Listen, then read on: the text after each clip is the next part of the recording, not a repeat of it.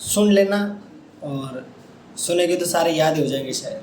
ठीक है, इंग्लिश में बोलूँगा, हिंदी एक्सप्रेशन दे दूँगा, क्योंकि हाँ क्वेश्चन इंग्लिश में बोलूँगा, आंसर भी इंग्लिश में बोलूँगा, और हिंदी में उनको समझ लेंगे। ठीक है, कहीं पे कोई वर्ड कठिन होगा तो उसको डिस्कस कर लेंगे। ठीक है, तो लेसन कौन सा था अपना? The last lesson. आज इसके क्वेश्चन आंसर करेंगे। क्या करेंगे?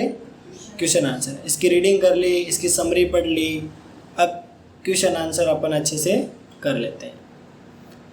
अब क्वेश्चन आंसर की यदि हम बात करें तो मैंने तेरे को पहले बताया था कि अपना जो न्यू सिलेबस है उसके अकॉर्डिंग हम तैयारी करेंगे। ये प्रश्न ऐसे है कि भाई कोई सा भी एग्जामिनर पेपर बनाता है, अधिकतर नज़र उनकी इस प्रकार के क्वेश्चन पर ही रहती है, तो उसके अकॉर्डिंग ही हमने क्वेश्चन तैयार किए। जैसे अपने न्यू सिलेबस में बोला था कि भाई 4 MCQ प्रश्न भी पूछे जाएंगे, है ना, शॉर्ट आंसर के क्वेश्चन भी पूछे जाएंगे, लॉन्ग आंसर के क्वेश्चन भी पूछे जाएंगे। तो इस प्रकार हमने इनका डिवाइडेशन कर दिया है। और सबसे पहले हम बात करेंगे MCQ क्वेश्चन की, यानी कि मल्टीपल चॉइस क्वेश्चन। यानी कि एक प्रश्न पूछा जाएगा और उसके 4 ऑप्शन दिए जाएंगे। प्रश्न को ध्यान से बड़े सुनना है अच्छे से, और फिर उसका उत्तर डिसाइड करना है। ठीक है, प्रश्न को सुनना है, उसका अर्थ भी समझना है, उसके बाद आंसर देना है। सुनना ध्यान से। There was a crowd in front of the bulletin board।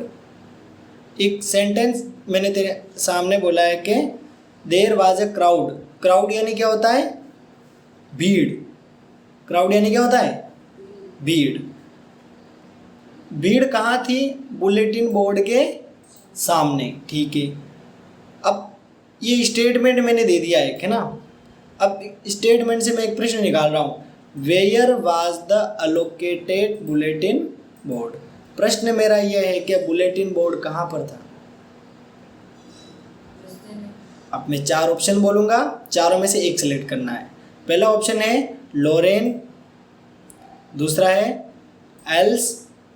Else's, और तीसरा है टाउन हॉल, और चौथा है इंडिया। अब मैं समझाता हूँ ना, क्वेश्चन समझना।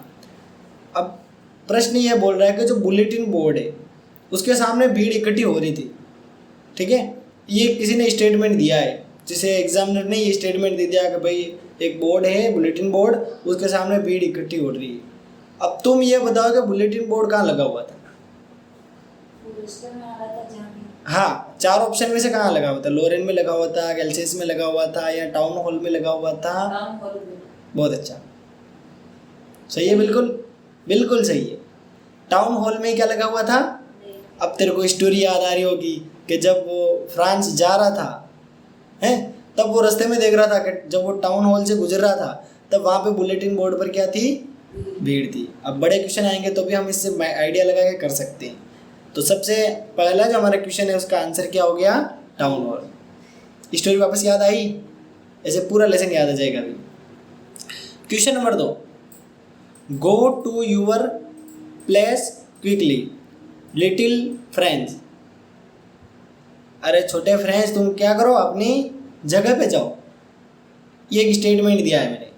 अब प्रश्न पूछ रहा हूँ इससे, ये बात किसने कही?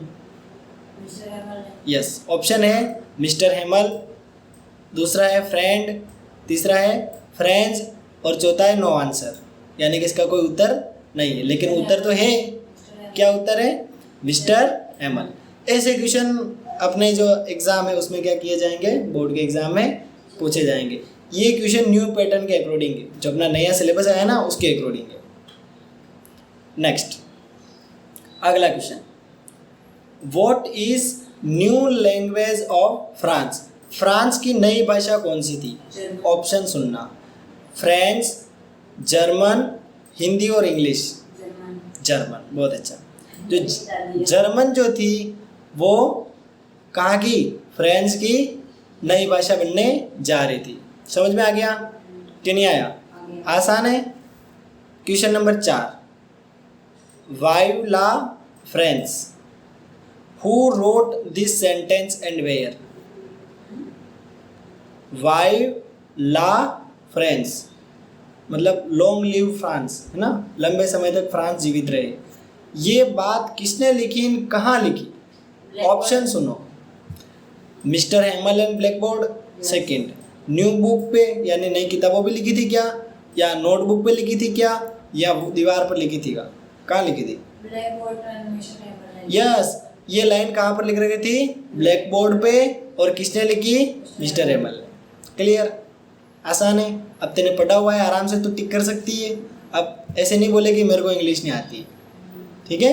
स्टोरी अगर हमने हिंदी में अच्छे से पढ़ ली है तो हम आराम से इन क्वेश्चंस के आंसर दे सकते हैं। अब एमसीक्यू में तो स्पेलिंग ही नहीं लिखनी है, फायदे की बात हुई नहीं हुई, डायरेक्ट टिक लगाना है, नंबर मिल जाएंगे।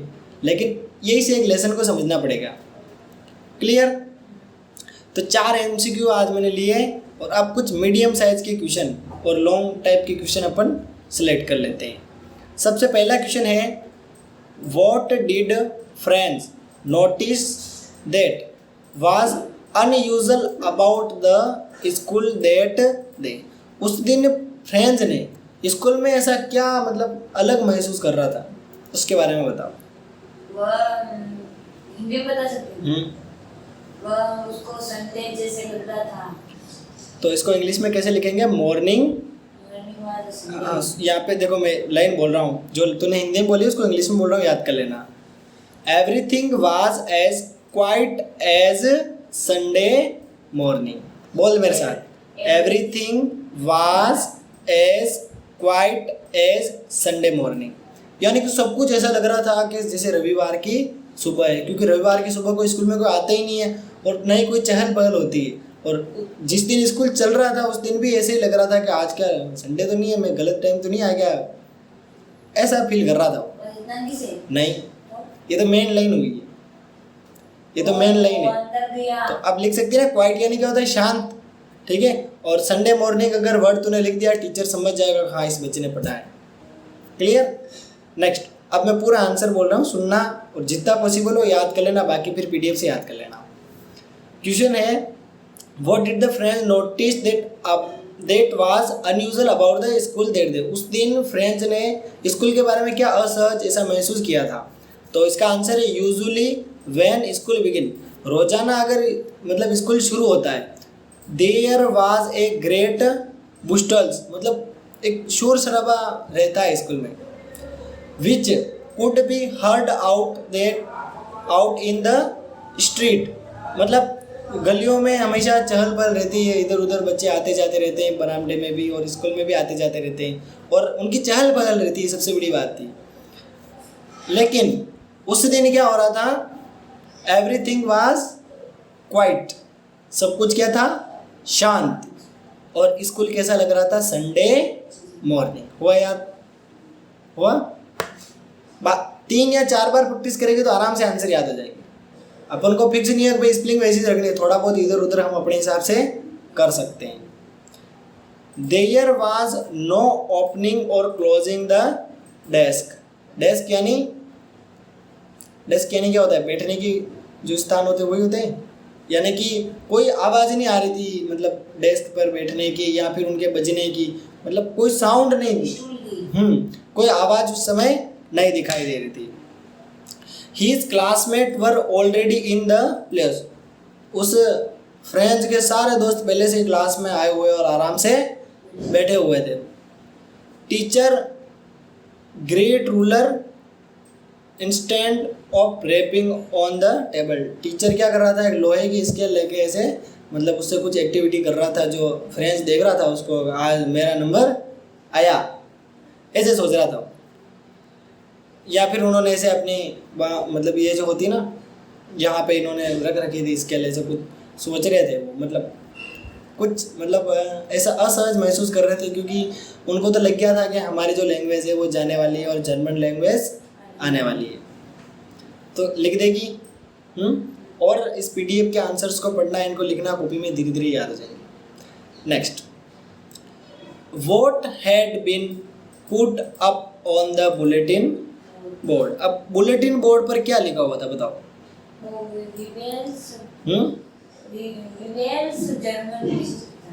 अब हाँ मैं नहीं वो तो ब्लैक बोर्ड पे लिखा हुआ था ना, मैं बुलेटिन बोर्ड की बात कर रहा हूँ।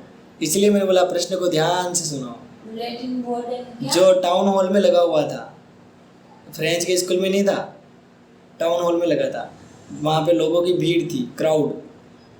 बताओ। Villa French. देख फ्रेंच जब जा रहा था, नहीं वो तो ब्लैक बोर्ड पे लिखा था ना। अरे उसमें यही तो था, फ्रेंच के बारे में था तो। मैं वही बता रहा हूँ, तेरे को नहीं पता है ना, इसीलिए मैंने एक क्वेश्चन लिया है, सुनना ध्यान से। अब ये पूछ रहा है कि भाई बुलेटिन बोर्ड पे क्या लिखा हुआ था। एक बार इंग्लिश में प्रश्न वापस पढ़ रहा हूँ, सुनना।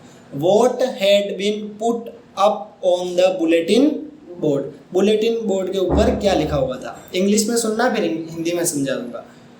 फॉर द लास्ट 2 years, पिछले 2 सालों से वहाँ उस बुलेटिन बोर्ड से गंदी गंदी न्यूज़ आ रही थी, बुरी बुरी खबरें आ रही थी। और फ्रेंड्स भी जा रहा था, तब क्या सोच रहा था कि आज भी कोई बुरी खबर ही आई होगी। उस दिन क्या बुरी खबर आई थी वो हमें आंसर्स में लिखनी है, सुनना। एन ऑर्डर हैड कम, एक ऑर्डर आया था। क्या आया था? ऑर्डर। फ्रॉम बर्लिन, कहाँ से आया था ऑर्डर? बर्लिन। एमसीक्यू में ऐसा भी बन सकता है कि ऑर्डर कहाँ से आया, अपन को बर्लिन लिखना पड़ेगा। To teach only German in the school of Alsace and the Lorraine. Alsace और लॉरेंस में कौन सी भाषा पढ़ाएंगे आज के बाद? जर्मन। ये बात कहाँ पर लिखी हुई थी? बुलेटिन बोर्ड पर। The German had put up this notice on the bulletin board. कुल मिला के जर्मन भाषा को पढ़ाने की बात उस बोर्ड पर कही गई थी। आया समझ में कि नहीं आया? एक बार और रीड करो मेरे साथ, करेगी तेरा थोड़ी प्रैक्टिस हो जाएगी कि नहीं? यस, बाकी कम में क्वेश्चन ज़्यादा नहीं। Next question, how did friends feeling about mister Hamel and school changes. अब जब स्कूल इतना बदल रहा था तब उस फ्रेंड्स की और मिस्टर हेमल की भावनाएं किस प्रकार की थी, बताओ। अच्छा, वो सैड थे। मतलब एक प्रकार का दुख उनको था। और नए टीचर आने वाले थे। हाँ, नए टीचर आने वाले थे और वो टीचर जाने वाले। तो ऐसे इतना सा लिख सकती है, new teacher came, old teacher gone. हाँ, तो ये लिखेगी तो भी नंबर मिलेंगे, ठीक है। यस, मैं बता दूँ आंसर, सुनना ध्यान से। Friends came to know that it was the last lesson in French. सुनना ध्यान से। अब जो फ्रेंच क्या सोच रहा था उसके बारे में, फ्रेंड्स ये महसूस कर रहा था कि ये आज का जो हमारा लेसन है ये लास्ट लेसन है। Mister Hemal would give them, जो कौन दे रहे हैं उनको? मिस्टर हेमल दे रहे हैं लेसन। लेसन कौन दे रहे हैं? मिस्टर हेमल। अगला सुनना, फ्रॉम द नेक्स्ट डे, अगला जो दिन होगा उस दिन से they will be taught only German. अगले दिन से हमें कौन सी भाषा पढ़ाई जाएगी? जर्मन। इसीलिए फ्रेंच ऐसा फील कर रहा था कि ये आज अपना कौन सा लेसन है? लास्ट। अपना नहीं, किसका है? अपना नहीं, अपने तो बहुत सारे लेसन पढ़ने, अभी तक तो फर्स्ट लेसन है, ठीक है। ये फ्रेंच का लास्ट लेसन है और मिस्टर हेमल का भी लास्ट लेसन है। क्यों? जर्मन आने वाले थी, फ्रेंच जाने वाले। मतलब थोड़ा और क्लियर करो, कॉन्सेप्ट को अच्छे से रखना है। अरे जर्मन भाषा the last lesson. Yes. Then he felt sorry for no learning his lessons properly. अब वो फ्रेंच तो था, ऐसा महसूस कर रहा था कि अब मेरे को मतलब उस बात की ग्लानि हो रही है कि मास्टर इतना अच्छा पढ़ाता था और मैं पढ़ता नहीं था। क्या हो आपके मैथ्स के टीचर स्कूल से गायब हो जाए, सारे बच्चे सोचेंगे मैथ्स नहीं आवे, मैथ्स नहीं आवे। टीचर है तब तो उनकी कदर नहीं करते, लेकिन जब टीचर चले जाएंगे तब उनकी कदर करेंगे कि यार वो सर हो थे ना तब बहुत अच्छा पढ़ाते थे और आज वो है ही नहीं है, तब उनकी कमी महसूस हो रही है। अक्सर ऐसा ही होता है। लाल सर की याद अब आ रही है, एक क्वेश्चन भी पढ़ाते थे। हाँ, बहुत पूरा यस, पढ़ाते थे, कुछ पढ़ाते थे। गुड। हिज बुक्स, उसकी किताब है, किसकी किताब है? फ्रेंच की। Which seemed a nuisance and a burden earlier were now old friend. वे किताबें जो हमेशा उसका बोझ थी, किसकी? फ्रेंड्स की, वो आज उसकी पुरानी दोस्त बन गई है। यानी कि आज के बाद उसको वो किताबें नहीं पढ़नी। इस बात की तो उसको खुशी हो रही थी, इस बात का दुख हो रहा था कि मेरी जो फ्रेंच भाषा है वो क्या हो रही है? बदल रही है। किस में बदल रही है? जर्मन में। His feeling about Mr. Hamel also changed. He forgot all about his ruler and cranky he was. यानी कि अपन ऐसे कह सकते हैं, जो मिस्टर हेमल थे वो उस दिन पहले उन्होंने कैसी क्लासें ली, लेकिन आज हमारे मैथ्स की टीचर की लास्ट क्लास है, कल उनका रिटायरमेंट है या फिर वो ट्रांसफ़र हो रहा है, तो लास्ट दिन मार साहब इतना अच्छा पढ़ा रहे हैं, या फिर ऐसा हो सकता है कि रोजाना की तरह पढ़ा रहे हैं लेकिन आज अच्छा लग रहा है पढ़ना, क्योंकि उस लैंग्वेज के प्रति जो प्रेम है वो फ्रेंच का क्या हो रहा है? अच्छा लग रहा है। ठीक है, अगला क्वेश्चन थोड़ा सा अजीब है और स्पेशल है। क्वेश्चन है, right A notice for your school bulletin board. अपना स्कूल का जो बुलेटिन बोर्ड होता है उस पर क्या करना है? एक नोटिस लिखना है। Notice could be an announcement for a fourth coming event और ए रिक्वायरमेंट टू बी फुलफिल और रूल बी फॉरवर्ड। अब कुछ चीज़ें यहाँ पे अपन को फिलअप करनी है, उससे रिलेटेड एक नोटिस अपन को लिखना है। तो नोटिस भी मैंने यहाँ अटैच कर रखा है, चिपका रखा है। तो यह नोटिस तू लिखने की ट्राई करना, फिर मेरे को दिखाना। ठीक है, कुछ नहीं है, इसमें एक नोटिस बनाना है, मैंने बना रखा है ऑलरेडी, मैं कहीं से ले आया हूँ, चिपका दिया है। ठीक है, हाँ वो लिया आपने, मेरे को दिया। कौन सा? इंग्लिश का तूने ऑर्डर कर दिया? आपने तो किया था। हाँ तो मिल गया है। ठीक है, तो ये एक नोटिस है। सबसे पहले ऊपर जो भी संस्थान होती है उसका नाम लिखा जाता है, फिर कैपिटल लेटर में नोटिस लिखा जाता है, फिर हेडिंग लिखी जाती है किस पर नोटिस अपन लिख रहे हैं, और ऊपर कॉर्नर में लेफ्ट साइड में डेट लिखी जाती है, और फिर मेन जो बॉडी होती है मैसेज वो क्या किया जाता है? लिखा जाता है। फिर डेट, टाइम और वेन्यू, यानी कि कहाँ पे क्या प्रोग्राम होने वाला है वो लिखा जाता है, और नीचे रिस्ट्रिक्शंस यानी कोई भी नियम कानून जो भी नोट होते हैं वो लिखे जाते हैं, और सबसे नीचे साइन मतलब हाँ नाम और पद लिखा जाता है और सिग्नेचर किए जाते हैं और वेरीफाई उसको कर दिया जाता है। इस प्रकार नोटिस बनाया जाता है। कितना आसान है पढ़ना। उस दिन नोटिस नहीं पढ़ा था तो आज समझ आता क्या? नहीं आता ना, इतनी आसानी से नहीं आता। तो वो पढ़े जो आज थोड़ा थोड़ा कहीं ना कहीं अपने काम आ रहा है। अब कुछ एक्स्ट्रा क्वेश्चन भी हमें कंप्लीट करने चाहिए बोर्ड के अकॉर्डिंग, क्योंकि अब बोर्ड वाले जो क्वेश्चन बनाते वो पार्ट के अंदर से बनाते। हमने देखा था ना, न जाना कहाँ से क्वेश्चन निकाल के ला रहे थे। तो फिक्स नहीं है कि बोर्ड वाले पीछे के क्वेश्चन ही दे, बहुत ही कम चांस रहता है कि वो पार्ट के पीछे वाले प्रश्न देते। वो अंदर से निकाल के प्रश्न देते हैं, और हम एक ऐसा कंसेप्ट तैयार करें जिससे क्या हो कि मतलब मैक्सिमम पॉसिबिलिटी रहे कि वो जो एग्जामिनर है वो अपने वाले क्वेश्चन ही उठाए। तो सबसे पहला क्वेश्चन तेरे सामने है, what was the usual scene when French school begin in the morning. जब स्कूल सुबह सुबह शुरू हो रहा था तब फ्रेंच मतलब क्या क्या चीज़ें मतलब देख रहा था। क्वेश्चन मतलब पहले जो आया था उसका सिमिलर है, लेकिन इसका आंसर थोड़ा सा अलग तरीके से होगा। अब फ्रेंच की नज़र से बताना है। पहले तो स्कूल क्वाइट क्यों था वो बताया था हमने, लेकिन अब ये बताना है कि मतलब फ्रेंच कैसा महसूस कर रहा था उस समय। बताओ। उस समय बहुत शोर शराबा था। वो क्या था, पार्क होता है ना, मैं बताता हूँ बेटा। Usually when the school begin the great booster, मतलब क्या होता है कि रोजाना बहुत सारा शोर शराबा होता था, लेकिन उस दिन कोई शोर शराबा नहीं हो रहा था। स्टूडेंट डोर को क्लोज एंड ओपन नहीं कर रहे थे। थोड़ा सा रिपीटेड है, लेकिन क्वेश्चन थोड़ा सा अलग फॉर्मेशन में पूछा है। कभी कभी आंसर सिमिलर हल्का हल्का हो सकता है, लेकिन क्वेश्चन का फॉर्मेशन थोड़ा सा चेंज कर लेता है। या तो एक तरीके से ऐसे क्वेश्चन पूछ सकता है कि भाई मतलब फ्रेंच क्या क्या उस समय अपनी आंखों से देख पा रहा था, या फिर ऐसे डायरेक्ट स्कूल को टारगेट करके भी पूछा जाता है। अब उस कंडीशन का वर्णन करना है, चाहे फ्रेंच के थ्रू करो नहीं, चाहे अपने स्कूल के थ्रू। वो स्कूल को लेकर भी क्वेश्चन पूछेगा, एनवायरनमेंट वही होगा, चाहे फ्रेंच को लेकर क्वेश्चन पूछेगा, एनवायरनमेंट वही होगा। तो क्वेश्चन की टेक्निक वो बदल सकता है, लेकिन आंसर चेंजेस नहीं कर सकता है। इसके अलावा मतलब रोजाना रोज तेजी से आराम से लेसन चढ़ते हैं, माँ साहब पढ़ाते हैं, बच्चे क्या करते हैं सुनते हैं, लेकिन उस दिन कोई शोर शराबा नहीं हो रहा था। और रोजाना टेबल कुर्सियाँ बजती रहती है, बच्चों की चहल पहल रहती है, लेकिन उस दिन सारे बच्चे बड़े आराम से किसको सुन रहे थे? मिस्टर हैमल को, क्योंकि वो उनका लास्ट लेसन था। अगला question, why had the villager come to school that day, how did they look?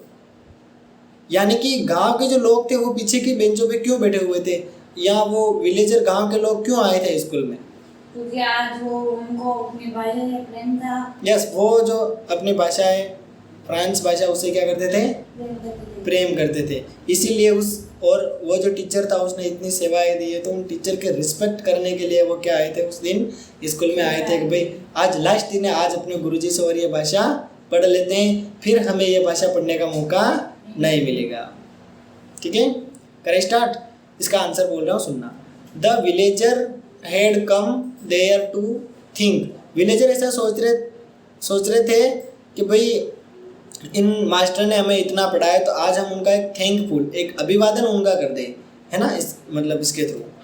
और 40 ईयर्स फेथफुल सर्विस, यानी 40 साल तक इस मास्टर ने, मिस्टर हैमल ने हमारी सेवा की है, तो हम क्या करें, इनके मतलब एक थैंकफुल, मतलब इनको एक रिस्पेक्ट फील कराने के लिए आज हम स्कूल में क्या करें, जाए। आगे लिख रखा है, they also wanted to show their respect to the country, वे अपने देश को और अपनी भाषा को क्या दिखाना चाहते थे? रिस्पेक्ट या सम्मान दिखाना चाहते थे, इसीलिए वो उस दिन आए थे।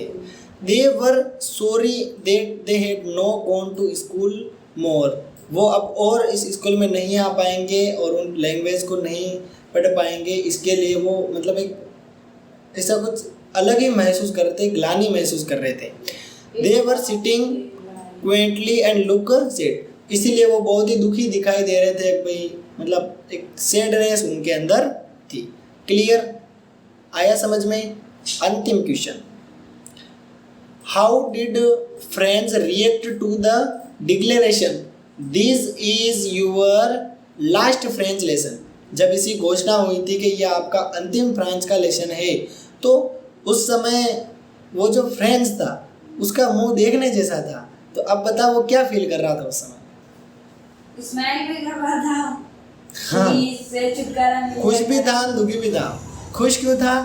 क्योंकि ये किताबें जो बोझ थी वो आप, ये बोझ क्या हो गया है? खत्म हो गया। लेकिन एक तरफ उसको दुख भी हो रहा था कि अपनी भाषा है क्या अपना साथ छोड़ रही है।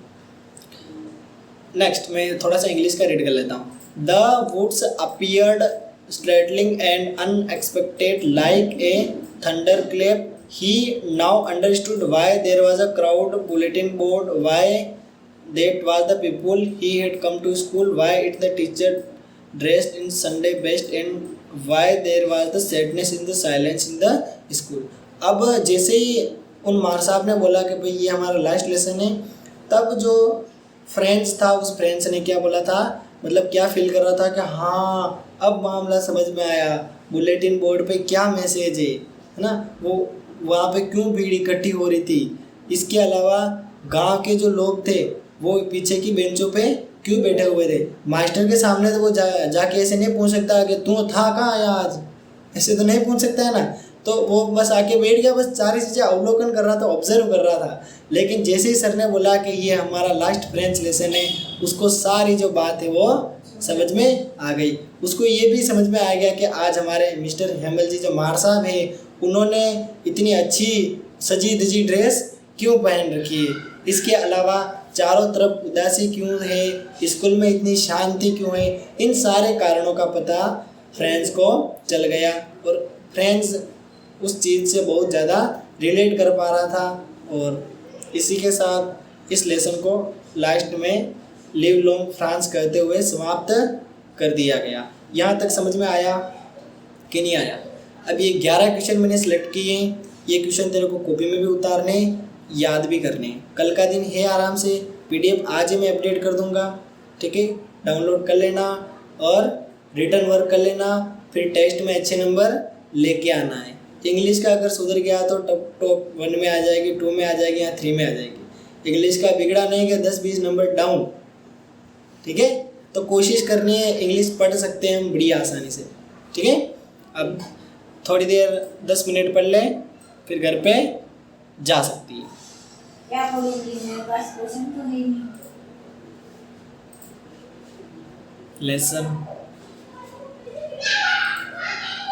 लेसन पढ़ ले बेटा।